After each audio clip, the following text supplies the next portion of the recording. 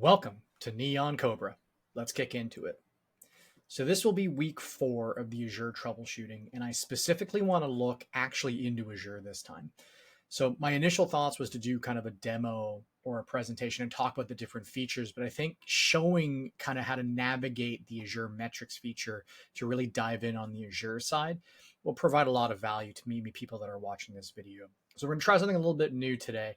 We're going to omit the timer because I think it's valuable to go through this at a speed to talk about what we're looking at and what the metrics mean and how to get to it. I'm going to share my screen as well, and we're going to take some time kind of going through this. So let's just get this going. All right, so perfect. What you should be seeing is essentially a virtual machine, right? So if you've gone through an environment and you've clicked on a virtual machine, you will generally see information about it, starting with the overview tab. And this can actually be very important if you're trying to figure out essentially what you're looking at, right? Whether it's an operating system for your end users, whether it's the host you're supposed to be looking at. Additionally, it's actually going to provide you some information about the system's size itself. And this is very important. So we've talked about it in previous videos, the ability to have maybe burstable VMs that have constrained CPU. So if I look at this other virtual machine on the left, this test RI review, this is going to be a B1MS, which means it's a burstable series. And this is what we're actually going to look at some of the metrics today on this to maybe identify a problem that we may be experiencing within the environment. Now, interestingly enough, as we're going through this, you'll notice this is a Linux, specifically an Ubuntu machine, but you also have the ability to do additional diagnostics on both Linux and Windows through log analytics and Azure agents and such. We'll talk about that at a later date. But what we're going to focus on today is from any of the virtual machine panels, what you may have is a monitoring arm to the left here. I know there was a recent update to the UI where all of this got kind of collapsed into submenus. So if you don't see this, just scroll down until you find metrics, but otherwise expand monitoring and choose metrics. So this is going to provide us insights into this specific virtual machine itself. And we're going to break this down into really 3 sections at this point: CPU, memory, and disk. Right, the 3 things that we talked about identifying from the inside of the virtual machine. This is how we can kind of see it from the outside and pull some additional stats and analytics that are important to us that we may not be able to see from, say, Task Manager. So starting with CPU, we're going to look at 2 items specific to burstable machines, and it's the amount of credits. Now, we talked about how certain virtual machines, and specifically the B series, have burstable performance. But when you run out of those stats and those credits, you run a constrained amount. Now, there is a virtual machine kind of a dive-in page that I'll provide a link to that tells you kind of information about the virtual machines and what sort of performance stats you can expect, which is very, very important when we're trying to troubleshoot these problems. If you're getting maybe constrained CPU or disk IO problems, take a look at the actual virtual machine you've deployed to. You may find that even though you're throwing a high-end premium disk, the VM itself can only put 25 megabits a second through, and you're trying to put a bunch of data through essentially a tiny little straw. So when we're trying to figure out, am I running out of burstable credits? That's where you would come to CPU credits consumed and CPU credits remaining. So if I choose CPU credits remaining, the next thing you always want to do is come in and change this to max. Average is going to just take your day and it's going to give you a line over your window. Max will tell you how many credits you actually have at any given time. Now, this is a very low-end system. There's not a lot really going on, so we're not going to see a lot of usage. But what we will see is occasionally, around 902, we're consuming a small amount of our credits. So this system isn't at risk, right? There's plenty of CPU credits. It's barely being used. It's in a good state. Now, some interesting features about this metrics, and this is a really good place to focus on. While we are doing 5-minute automatic update intervals and we're looking at the 24 hours, we can always expand that out for longer periods of time. But because the graph size is pretty finite in its space, it's really hard to see maybe periodic spikes. So you can actually pick any one of the spikes on the metrics and highlight over them, and it'll zoom in to give you a more accurate time and a more accurate view of when this spike may have occurred. This can be really, really helpful when we're trying to troubleshoot a problem, right? The initial view, if we're looking back on it, if you ever want to undo the zoom in the top right here, but if you're ever looking back on this and you're like, well, They say 9 o'clock every morning there's a problem. Okay, well, this is taking it every 3 minutes. A lot can happen in 3 minutes. So when specifically are the issues? And we can start zooming in and we can start zooming in. And it'll bring us right up to almost I believe it's the 15-second mark is what you'll see here. So you're getting frequency updates will give you a real refined view as to what you're looking at. So if we look at this, we know that we're only consuming 0.23 of the credits. I get 300 credits up to a maximum amount of 300, so we're not at risk here. So we'll wipe that and we'll add another metric. Now the next thing we want to do is maybe look at percentage CPU. So let's say we're not dealing with a burstable problem. We're trying to figure out, are we hitting flat lines? Now you can actually just type in CPU and it'll limit it down to that. It's got a nice little handy kind of search feature. So we'll choose percentage CPU and again, choose max, right? We want to see the spikes.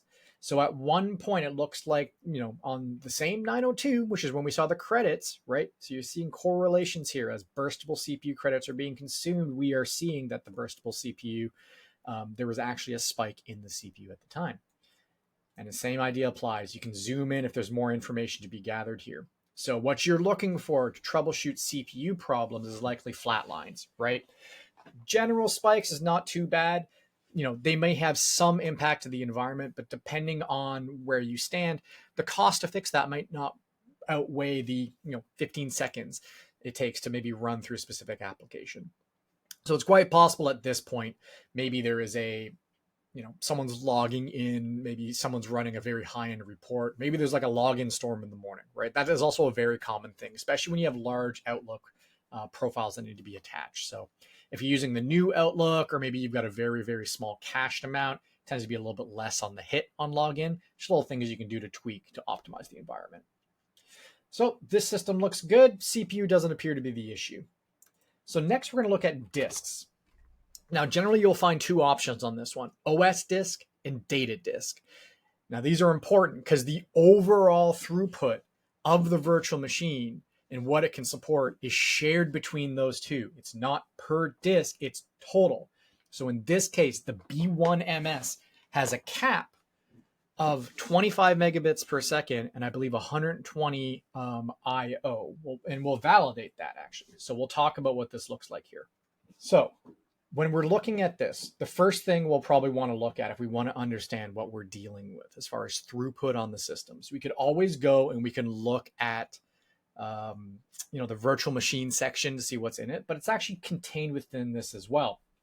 So if we come into OS, we'll say disk target, this is the target bandwidth and the target IOPS, essentially what it can achieve baseline without having to burst. Now, not all systems can burst, not all disks can burst, but this is the OS version of that. So the target bandwidth is 25 megabits per second, right, of the OS disk. That's going to be what it's attempting to target. And that's what it's capped at, right? And if we do the data disk OS, or data disk, sorry, target bandwidth, you would see 25. I don't happen to have a data disk attached to this one. But when we're trying to figure out what's the problem, are we hitting IO? And we start going into the actual performance of the disks themselves, maybe the question is, am I hitting the upper limit of the virtual machine? And you'll generally see that if you're looking, it's very easy to identify if you're looking at an individual disk, because you'll almost see a flat line on the IO or the bandwidth. And we'll look at those as well. So understanding what our constraints are for both the bandwidth and the IOPS is important. So, start there sometimes to understand what your constraints are and then start looking at the disk itself. So because this separates OS disks versus data disks, we'll start with the OS, right? It's the only one I have attached to this. So we'll do OS disk latency, right?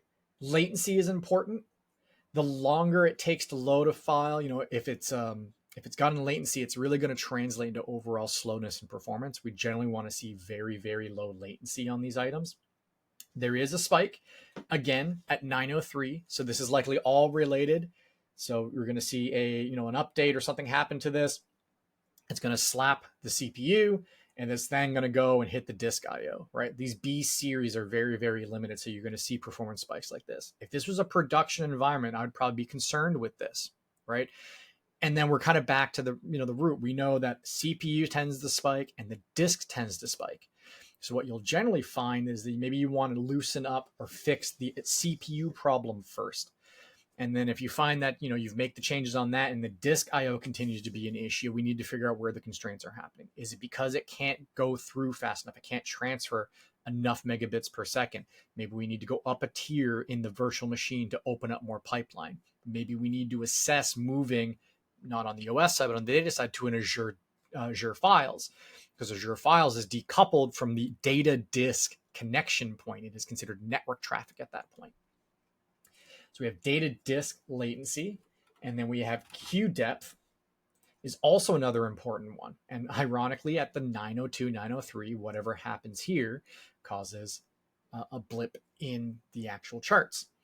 Now, disk queue depth, the occasional spike is not a big deal. If you're having disk queue depths over, we'll say 5, 10, maybe even 15 consistently, that's going to translate into large delays for your organization, right? That is essentially saying like how many processes are in queue before it's addressed. So, in the perfect world, you send something through, it's immediately addressed.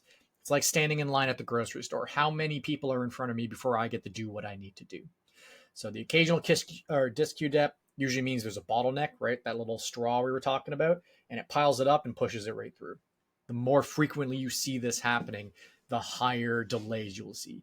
This is very popular and very common in, say, SQL servers. You will find that a lot of disk queue depth can really increase in there as it's time to put through large transactions. You still want to take that with a grain of salt. If you're not experiencing performance problems or performance degradation in the environment, maybe don't make the adjustments. If you can directly correlate it, it's probably CPU related. It can't transact, it can't push through fast enough. Take a look at the CPU. But an item to consider, especially when we're looking at the overall targets and the bandwidth.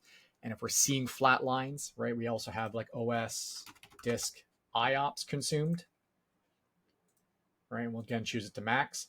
This one seems pretty low, a lot of disk IO. But if there was a lot of churn, we'd probably see a large spike, almost 100% consumed, which is only 120 IO. And then, that's consumed, then we'll likely see the CPU get pegged because it's waiting for the disk to clear up. So all these tend to be related to each other. So you can use this to try to work our way through that.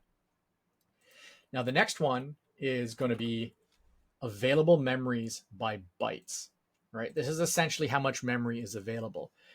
I want to pause on that for a second and really highlight memory available.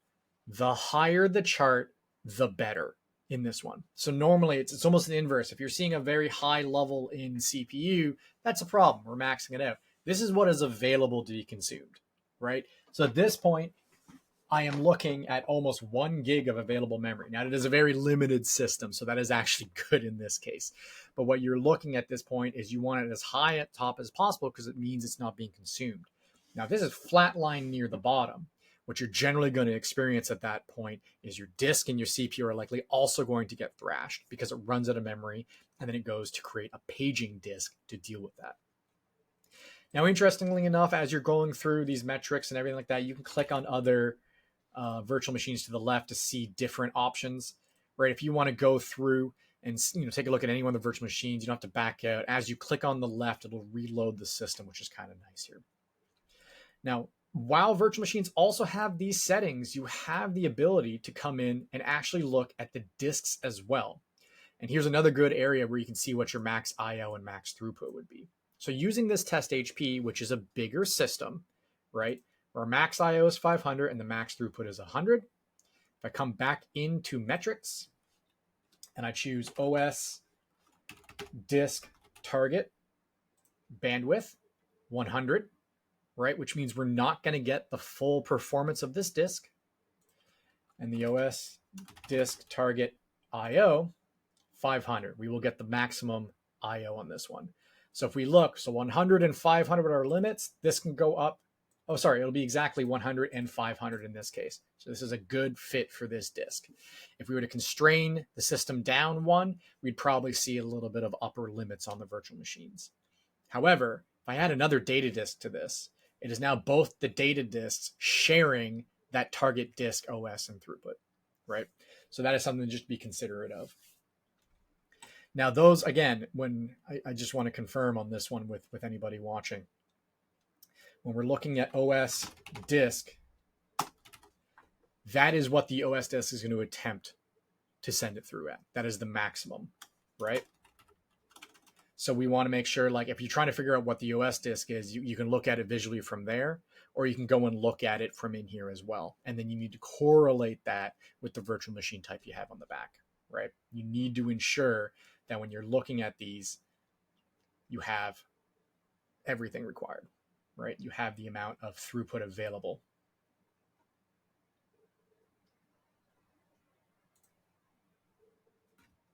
Okay. Next, we're going to take a look at disks, right? So we looked at this a little bit earlier.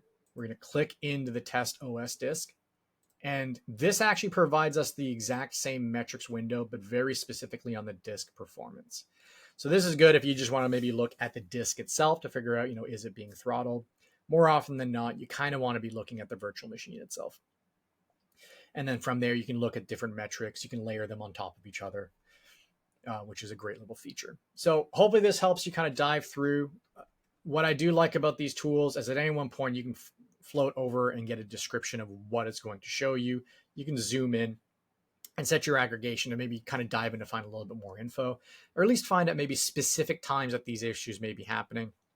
You take those spikes, you take that time window, you go to your event logs, you start pulling the event viewer logs, you run performance monitoring. And if you're running perfmon, you go back during that time, you go check your ping plotter at that time.